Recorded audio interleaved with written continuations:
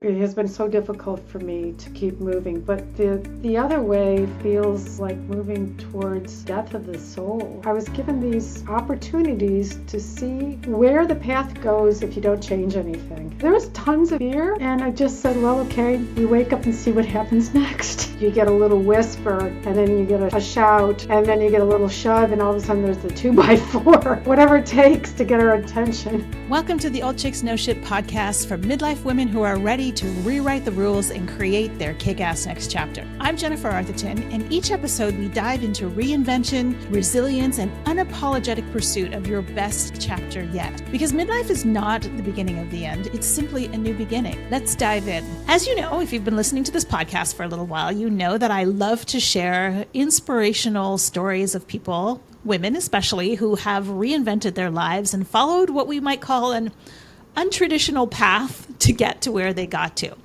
And my guest today is no exception to that story. Her name is Maribeth Decker, and she has literally reinvented her life from a career in the Navy to following her intuitive nudges and getting into the world of animal communication and healing, which seems like a very long way between those 2 points. And the story is really inspiring. And what I loved most about it, and we're going to get right into it, is the fact that she followed her inner nudges and stepped into the unknown over and over again. And on my own path, I have had to do that. It's not always an easy thing to do, but there is always something super rewarding at the other end of it.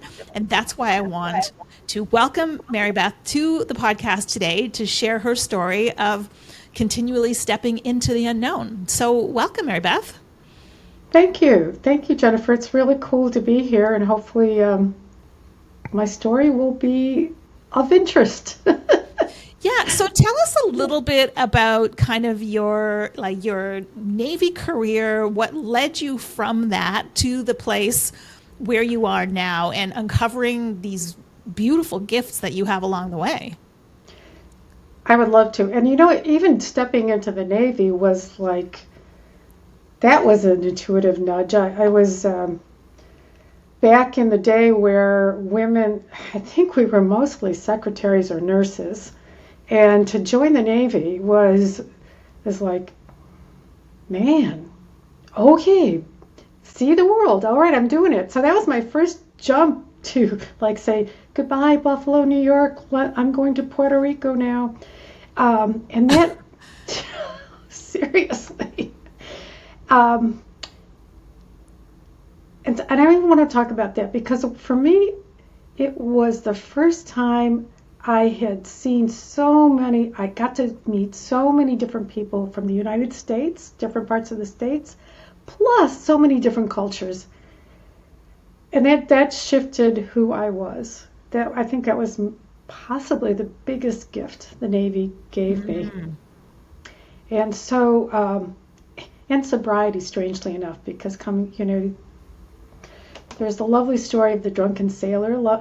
That song seems to be true, and got clear on that too, and made a big shift into being sober, which also, man, that was a cool shift. But it was time I retired from the Navy, and I needed to do something else. And I was in an association, great place, and was nearing the end of the time. I was just getting nudges to do other things. All of a sudden, massage therapy came up. And in massage therapy, I met a Reiki master, and I learned Reiki. And I started doing massage and Reiki for people. And after how do you say it? After I was doing Reiki for quite a while, it wasn't just Reiki, it was other energy healings. My dog started communicating with me. And at some point and a number of them had passed on. At some point I was like, I gotta figure this out. This can't be just random stuff. And I dove in and started doing animal communication, and it was it was another point in my life where who I was shifted, if I can say it that way. It just, I shifted. And it's been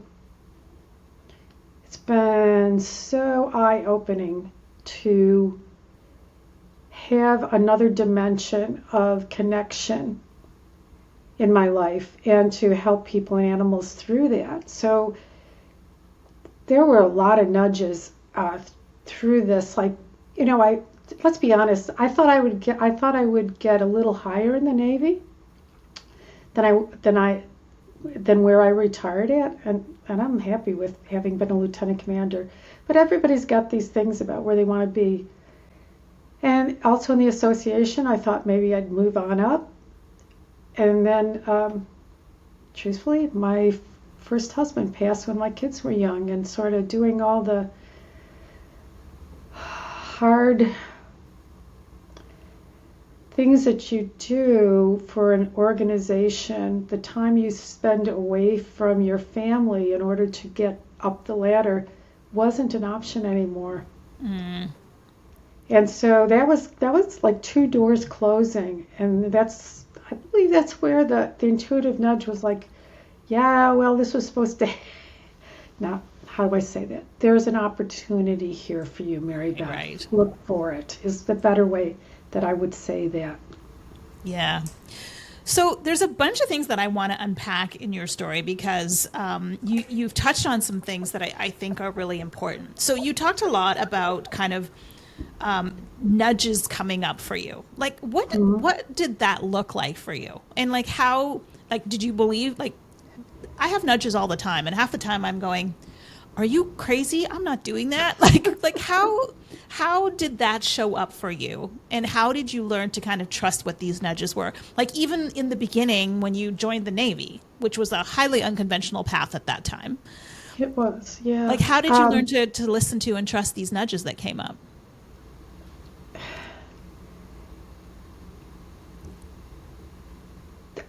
Here's how it's always felt to me. The universe said, kind of showed me two paths.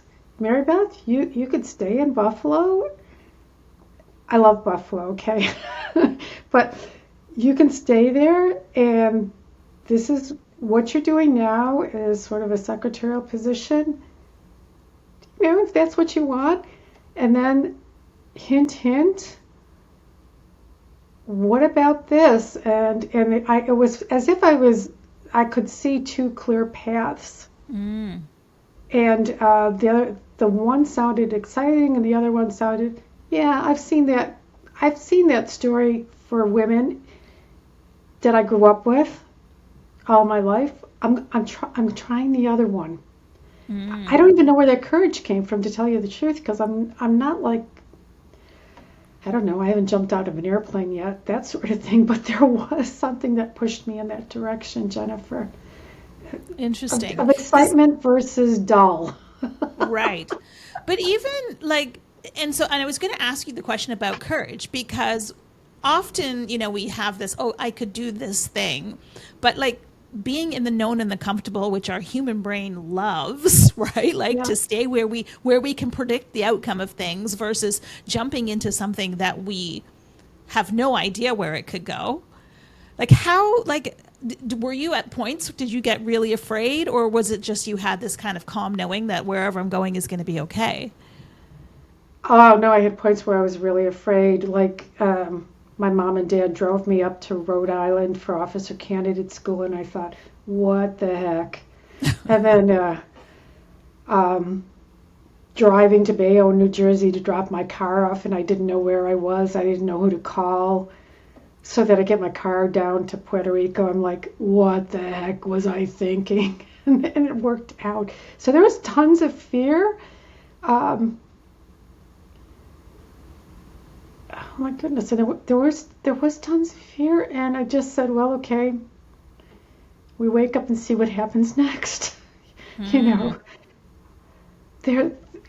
started the path, keep walking. And things start to work out. Even getting on my next duty station was Tokyo, Japan. I'm in Narita Airport, and Japanese people speaking English, my name does not sound the same to me as it does when I talk to my friends in Buffalo. And I'm like, I know there's a sponsor and I can't understand it. And all of a sudden I finally hear it. I'm like, okay, good. So you could start to look for the ways that are going to get you through. Does that make sense? I guess there's a little faith in there. Is that what it might be? Yeah, I was just going to say that because I know, like, for myself, for example, even when I left my corporate career, there was this part of me that was like it was two separate parts of me. There was the part of me that had this like knowing that I was doing the right thing, and then there was this other part of me that was going, what the heck is going on? Why are you doing this? You know what I mean? And it was all the worry and the fear. But somehow I kind of was able to tune in a little bit more every day to that part of me that was like, it's going to be okay. This is taking you somewhere, right? And I just kept like trying to block out the one and keep listening to the other in order to be able to continue taking steps forward.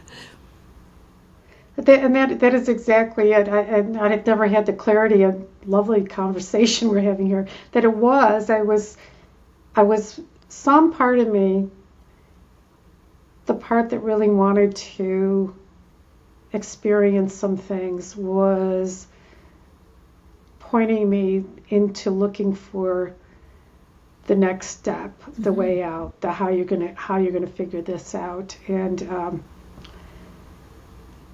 it is so difficult to quiet down the other part that's saying you're in Japan and you're lost in an airport. What the heck now? And then the voice comes over and you go, yes, good. Yeah. Yeah, I mean, people listening to this podcast have heard me say this before, but like along my journey when the fear got really, really loud, there were so many days where I was like, okay, that's it, I quit. I'm going to go back to what I know because this is just too hard. And then I would allow myself to be like, okay, all right, you can quit, no problem. And then 2 hours later, I'd be like, but I can't. Like there's this part of me that just will not let me quit. And to me, and tell me if this resonates for you, to me, this is just like our soul's voice is talking so loudly to us and saying, come over here, right? There's something for you. And our job is to have enough faith and trust that we will not be led wrong. I believe that is a great way to say it, because I do feel it was my soul that was saying, this is where you need to go, Maribeth. I feel like in my belief system is like I laid out a path for myself, probably with some help from some very divine beings that said, here's the things you want to get done in this life. It will be really you Maribeth. And and then listening to the soul. And in some part of us says, yeah, good, okay, next step, right? I know that feeling. Yeah. And even when you think you want to give up, and then you sit around and say, okay, I'm ready, and then you come back to saying, we're gonna keep moving forward in this direction. It's much more exciting than the other choice. Because I truly believe that like my soul's voice was always talking to me, right? But I wasn't listening. I was just too busy being like, shut up, I got a job to do. Shut up, go away, I got a job to do. I'm too busy like to pay attention, all of this. And then it gets to a point where it's like, okay, we're going to have to do something else to get your attention. And for me, it was just like, my whole life crumbling around me at the age of 50, when I found myself divorced, unemployed, an empty nester, and bedridden with a stress-related illness. And it was just like, I had nowhere else to go because what I knew was no longer available to me. So I only had one path forward. And I tell people all the time, like, you do not have to wait until it gets to that critical point to start paying attention. I had no choice. Like, I was literally forced where the universe was like, okay, we're going to shut off all the other avenues because you're not listening to us and we need you to go in this direction. right? And you'll thank me for it later. And you will, just trust me on this, right? And then but I tell people all the time, like, you can start tuning in and listening now. Like, don't wait till everything crumbles around you until you're in this position where you have no choice, because honestly, if there's an easier way, if I had known an easier way, I would have taken it, but I didn't. I know. I mean, I love a lot of the sayings in AA, and one was, God, you get a little whisper, and then you get a shout, and then you get a little shove, and all of a sudden there's the 2x4. Whatever it takes to get our attention. And that's me, unfortunately. I am the 2x4 to the I head have had a few of those too. person. So tell me a little bit. So I wanted to unpack as well to sobriety. Can you kind of mention that as kind of being a pivotal moment? So what led you to the decision that you needed to become sober? So talk about the hand of creator or whatever it is. I'm already drinking, and I joined the Navy, and I looked around and said, oh boy, these people drink like me. Hot damn. Right. But so I get to go to a duty station where one of the things we're teaching the sailors, we started talking about alcohol use and how to drink responsibly. And here's somebody who's drinking more than she should on a regular basis, getting up and talking about drinking responsibly. And so there was this disconnect. And what an interesting thing that I ended up there. Plus, one of the things is that we were required to go to AA meetings just to see what it was like, as part of the training. And something clicked in me, and I think it was, I had learned enough. I had, again, there's that choice point. I went back to Buffalo for my first marriage, and one of my good friends came in, one of my drinking buddies, and I wasn't drinking it during the wet, during that time. And I saw me talking to me, the sober me versus the drunk me, and she's a very lovely person. I think we're both sober now. But I looked at that and said, oh my, there's my path. That's who I am when I drink. Mm-hmm. And I made a decision. And I was given these opportunities to see where the path goes if you don't change anything. And that was when I said, okay, it's time to do something different. It's time to quit. And then, everybody finds their own way through sobriety or whatever it is, but the 12 steps have helped clear the inner part of me as well as the physical choice of not picking up anymore. And that was a big piece of moving closer to being able to listen to when Source talks to me. Right. Because you can't hear it when you're drinking. You cannot. I don't think. Well, yes, I was going to say maybe everybody's experience is different. But so how old are you then when you retire from the Navy? I was 40. I had an early retirement. There was the drawdown in the military, and my kids were young, and I stayed right in the Washington, D.C. area, and I was looking for another job, basically. So you come out of the Navy, you're like, okay, I've just spent, I don't know how many years. How many years did you spend in the Navy? I had 17 years. I had an early retirement. Wow. So you come out of a 17-year career in the Navy, and do you have any idea at this point, like what's next? Not really. I'm all right. Not really. And I mean, I know I have some skills. Personnel and pay was my background, and also writing and things like that.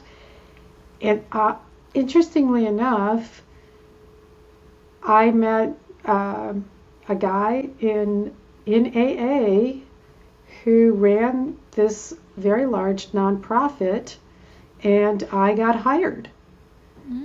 So again, it's so interesting that the opportunity was there, and it was actually through AA, the sobriety, and it worked. My skills, my management skills from the Navy, really were pretty good for this organization, I believe. Yeah, so it didn't. I think I would have found something, but the fact that it was somebody that I met through getting sober was kind of a lovely little piece of synchronicity or a gift. Nice. Yeah, that's beautiful. So you get out of the Navy, find yourself in another kind of management position. And then when do you then start feeling the next kind of like, okay, there's something now calling me in a different direction? Like, how did that play out? Well, I'm sorry, I'm thinking about how to say this. Yeah. I felt that after my husband passed, it was my duty to get my kids grown, and if they wanted to go into college. So I was not open to anything else. But the very end, when they started getting out of high school, going to college, finding what they want to do in life, that's when the urge to do something else, because nothing exciting was happening for me anymore. And it was like, massage. I think I should learn massage. I was like, where did that come from?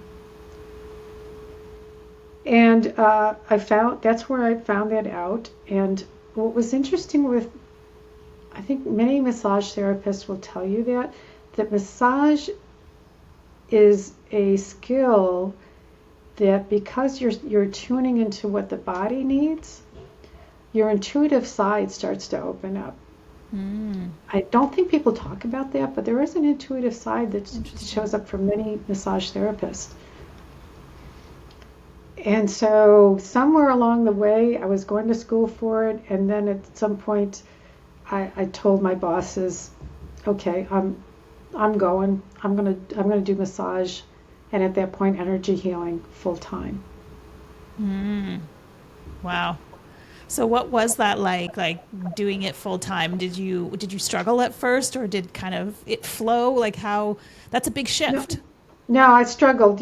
Going from a job where you walk in and everything, you do what's laid out for you. You have a job. You have you have things that must be done. To becoming an entrepreneur, completely out of my skill set. And so that, luckily somebody else brought me into a session where there was a lovely woman who was teaching how to create a business and do marketing and things like that, and that helped me. So it was unexpected, but it was very helpful. I still struggled, but now I had a path on how to move things forward. Yeah. Huh. Yeah.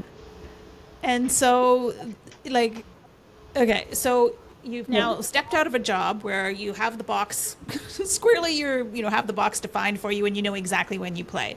Now you step into the world of entrepreneurship, and it's like, okay, now I have to create my own box and figure this out. Yes. And from there, it's also saying you need to step up and let people know who you are and what you're doing. You got to show up. You got to go visit different networking groups and talk to people. You have to be visible. And there's another place where I was stepping up into a new version of myself, rather than being the quiet staff person in the background to make sure everything gets done. Yeah. Well, I think that's the thing, and that's why I like your story so much, is because Often there's this whole idea that I'm going to follow my soul's voice and do what my soul tells me to do, and it's all going to be easy and it's just going to unfold in front of me. And it wasn't in my case, and very rarely. I mean, there are some instances, there are some people who I've talked to that really it was it. But mostly, I think when your soul's voice is talking to you, it's like you just said, it's trying to get you to up level, to expand and growth. And I think that's what our soul is here on this planet for, right? Like that's why we're in this human form, is about growth and expansion. So often when we start listening to that voice, it starts to lead us to places where we do have to step into growth and expansion to become the best version of ourselves. And that's what this is literally all about. So yeah, so you stepping out from behind and now having to become visible was yet expanding another part of you. It was. And then when you start to and then I moved on to energy healing and animal communication. And that was another up-leveling, because trusting what you get when you do animal communication, that you're actually really connecting with the animal and having the courage to share that.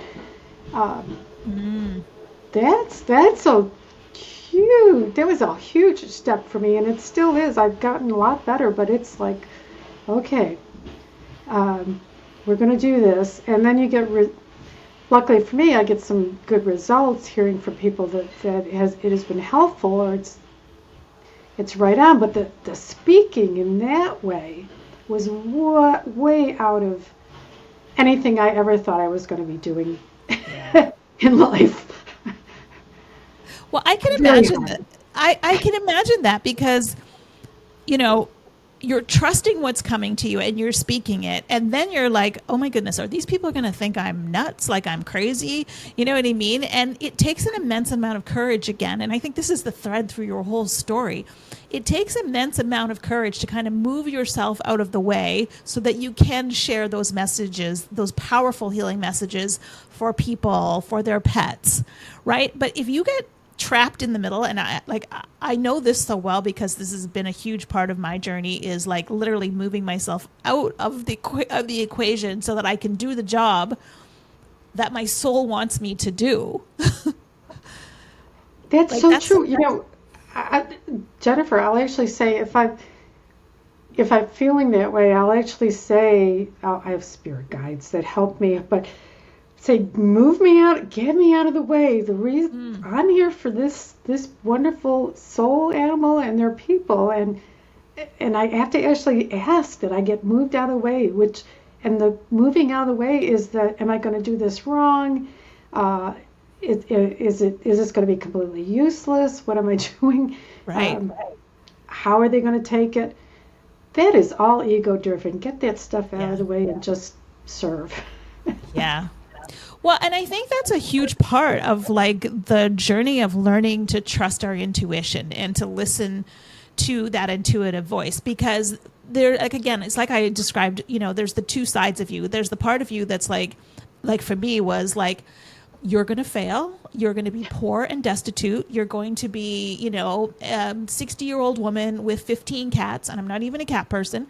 This was the picture that was being painted for me by my ego. Right. And that was the part, was like trying to keep me to what I knew. And even along my journey, there came a point where I bought into all of this notion, and I went back and took another corporate job. And I was in that job for like not even 3 months. And then I was like, oh crap, I'm not supposed to be here. I made a mistake. And now I have to kind of undo that mistake and go back to where I was. I actually consider that now to be a huge part of my journey, because it just reinforced for me that where I was going was in fact right, because that felt so wrong. Right. So yes. So being because I did kind of have, I had a kind of what it sounded like a very subtle invitation to come on back, and that was also helpful for me to say, oh, I love you guys, but no, I don't think so.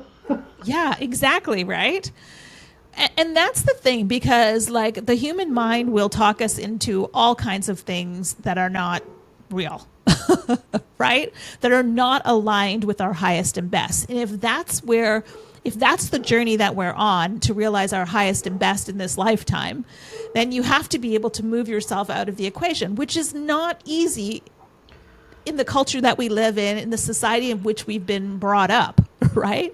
Because it's all about external validation, and even more so as a woman.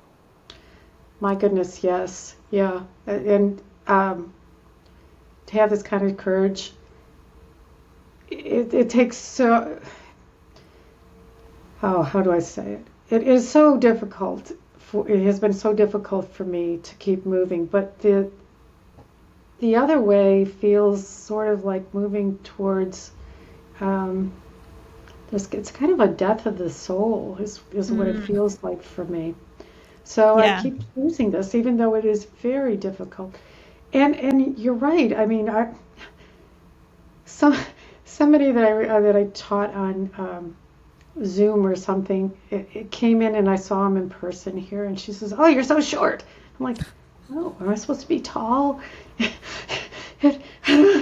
But there's so many assumptions about what we should look like and how we should speak or what we should not speak about. Yeah. As I get more vocal, I'm finding those, and that's a new place for me to have to let go and say, well, that's their stuff, tain't mine. God bless them, you know. Yep. Yeah.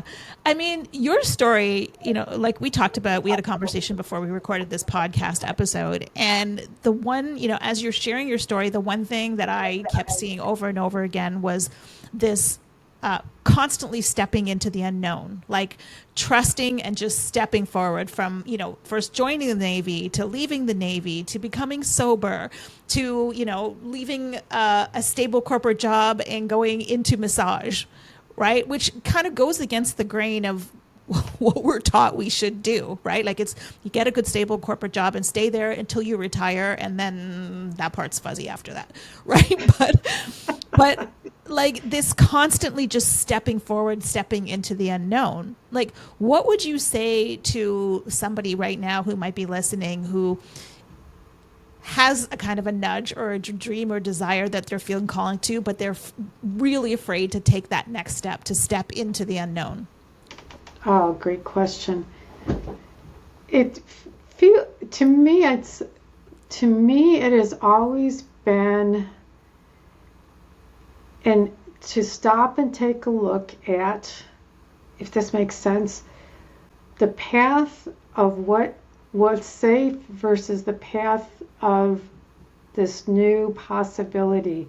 And notice where your energy is, notice where your excitement is, and tap into that, because I think that's that source, that soul saying, yeah, that's what I'm trying to tell you. There's something good here. And I think if you've heard me over and over, when I hit a wall, something or somebody came along to say, here, try this. Do this. I haven't, wow, I'm going to say this, I don't think I've ever been left out to dry, so to speak, by the spiritual world, sending me what I needed in the physical world. Oh, I cry. I love that so much. Following what I call the crumbs of joy, right? Because you need something, and I was literally having this conversation with my daughter the other day. Stepping into the unknown is scary, but you need to know there's something on the other side, like that gives you that excitement that can pull you through that. Because if you don't see anything on the other side, and this is the importance for everybody listening, this is the importance of really getting clear on what we want for our lives, like not from an ego point or from our brain point, but from our deep in our soul, like in our heart of hearts. Because if we can anchor into what that thing is, it will be amazing how much it can pull you through the fear. Like, what you're going towards, even if you don't know all of the details and 100% of what it looks like, you're going towards the feeling of it. And following those crumbs of joy. In fact, at the beginning of this year, made a very clear intention that I will only do the things in my business now. I will only be led in the places that bring me joy. Now, that's not to say that like doing my taxes and accounting and all of those administrative tasks that I hate. No, yes, I still do those. But when I'm thinking about the next steps and where I want to go, I'm like, what's really exciting me right now? Because I know in the place of excitement and joy, like things will happen, doors will open, I'll meet people, I will never be not supported. That's so true. I love that. And truthfully, I was not always clear about what was on the other side until I jumped. And then as I jumped, things became clearer to me. Like I didn't know when I went to massage that I would be here now. But as I made the decision, it's like opening a door to a new life, and then you get to look through and say, there's some intuition stuff going on here. This is going to be really interesting. And then your dogs and cats start communicating with you without your asking. Actually, it started with my dogs, but without even asking, you say, "Wow, that didn't know that was going to happen." And so, but there's that little place where you really don't know, but it feels very good when you make that first move, and then stuff starts showing up that you're talking about, the crumbs of joy. I think it was happiness. Yeah, that is so true. And I think too, like, the other thread that I hear through your story is just your openness, right? Like to be able to allow it to unfold without, like you could have gone into massage going, am I really going to be a massage therapist for the rest of my life? But you were like, no, this is the next step. And I'm not sure what's going to come after that, or even if there isn't after that, but I'm going somewhere. So again, just kind of allowing, which is the key word for me this year, allowing, right, is so critically important. It is. And with allowing comes trust for me. Mm-hmm. Yes. I think those go hand in hand. I think I've said this, but trust that something good, somebody's watching out. Somebody's saying, okay, let me hand you the next thing. Or let me give you a way of looking at this that's going to make it all worthwhile. And when you say allowing, I also love the word unfolding, because you just get to be in the next now and say, wow. Allowing. Yeah, I mean, allowing and trust requires us to be in the present moment, right? Like you can't be fast forwarding because you don't even know what the fast forward is, right? It's just allowing and trusting that there's something on the other side, right? That you're being led somewhere. Yeah. And then which I think if we're in the right path, when we start looking for it, we will get evidence. That's it. You will see evidence. You got to look for it. You got to trust it. And then you got to say, thank you, I'll take more. Yeah. Or however you say that, but that's how I like to say it. Oh, give me more of that. But that's exactly what I say. When I'm in a situation, I'm like, yes, universe, more of this, please. More of this, please. Yeah. Right? And you just keep asking. Yeah. And I think too, and I think you're a very good demonstration of this as well, is as women in the first part of our lives, we are so busy doing for everybody, everything, raising our kids, making sure everybody's happy. And then, you kind of reach this period of your life and you, like you said, there was nothing exciting going on for you. Your kids are now figuring out their own lives. And we're at this place now where the gift of that time is the time, space, and energy to be able to hear the voice that maybe was drowned out by all of our previous busyness. And it comes online like that much stronger because we are meant to tune in at this point. I think that's true. I didn't say this before, but I actually had a spiritual experience when I was in my young teens, and it was like, well, that's interesting. I'm not sure that anybody's going to believe me, But then I was able to I think that, let's see, I don't know how this fits all in. But finally the seed starts to grow. when we've finished those tasks, they talk about the to-do list or the gotta do this stuff. And I think it might be true for women, maybe for men as well, that thing that happened to me back in my teens finally gets to go, let's do this now because the kids are gone. Let's do it. Come on. It's time. I've been waiting. I know, right? Yeah. Yeah, that is so true. And, like we tuck these little dreams and desires for our lives, like way back in a corner somewhere, and then we come back and we have to dust them off. Right. And it's like now reconnecting with that part of ourselves. And this is the other beautiful part about this time of our lives is, we think we're stepping into the unknown, but really what we're stepping into or what we're doing is reconnecting with the parts of ourselves that we've lost along the way. Oh my goodness, that's true. Right. And calling them back. It's like, oh yeah, that part of me that was really creative and artsy, right? Like, where is she? Yeah, my intuitive side's just like, all right, let's do it. Come on. I've been waiting. Let's get this baby going. Yeah. Yeah. So now you run an animal communication business, and tell us a little bit about like why do people come to you for what is animal communication, and why do people come to you for that? Okay, so animal communication is telepathically connecting with animals, either those who are still on the planet or they've passed on, and it sounds. There's the term woo-woo. Well, that's good, but it's really very practical because you can find out how they're feeling physically or emotionally. You can find out why they started doing that weird behavior that they were good, they never did before, and where that come from. And what I do is, and I think a lot of good animal communicators do this too, we include in there energy healing to deal with what we find out. It's not good enough to tell you that you didn't know this, but your dog had some kind of a crazy, scary interaction somewhere along the way, and now they're afraid. What I will do is we'll go back and we'll see if we can release the fear of that got created out of that specific incident, so you can come back and be some happy, joyful animal.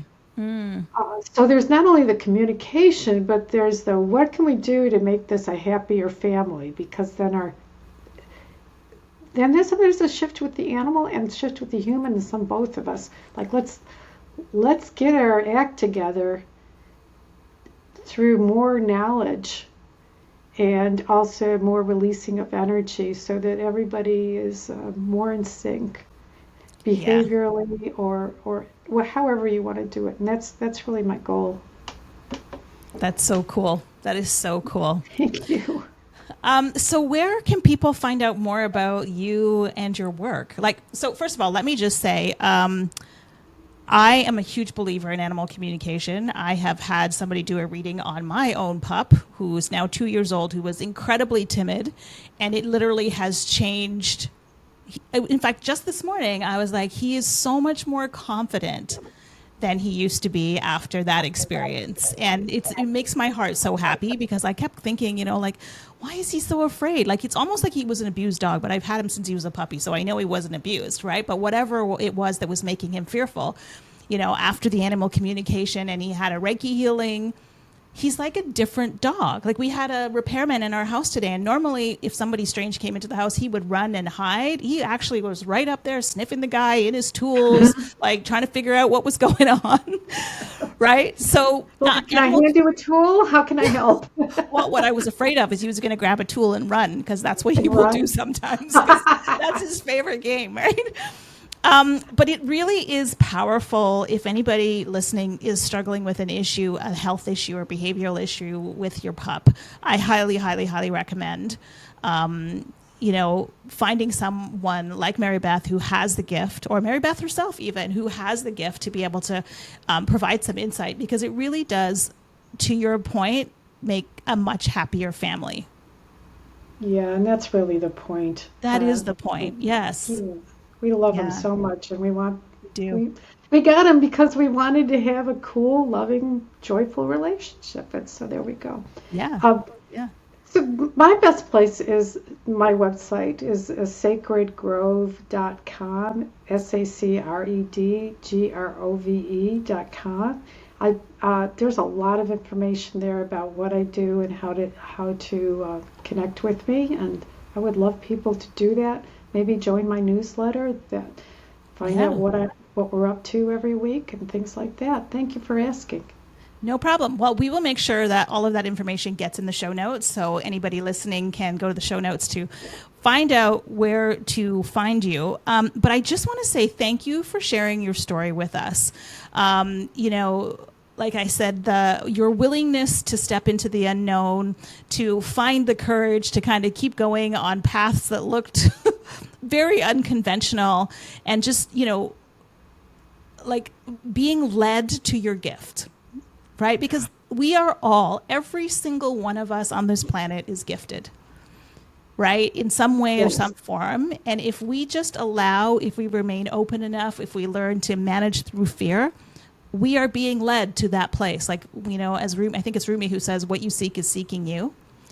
And, if we can just get out of our own way long enough, I mean, God, that is my lesson every day. Get out of the way. Just get out of the way. I have to remind myself of that daily. I have a very analytical brain who would like to take over, and I have to find ways to keep her busy so that, the other messages can come in. Oh my goodness, that is so true. Yeah. And so thank you. Having this conversation, Jennifer, it actually clarified lovely things for me, and speaking them in a way of honoring what I have done is a gift to me. So thank you so much for letting me talk about all the things I've done in my life. Amazing. Well, thank you for sharing the gift of your story and your work with us. I know it will be inspiring to whoever is listening to this. So thank you. I'm glad to be here. So for those of you listening, I hope you are inspired by this conversation as I am. The greatest thing that you could do would be to go and give us a rating or a review, or better yet, pass this along to a friend, a relative, or somebody you know who might get something out of it. So until next time. Thanks for listening to the Old Chicks No Shit podcast. If you like what you heard, the greatest compliment you could give us would be to comment below and subscribe. Or better yet, you could share this episode with a friend, a relative, or somebody you think could get something out of it. And remember, midlife is not the beginning of the end. It's simply the beginning of your kick-ass next chapter.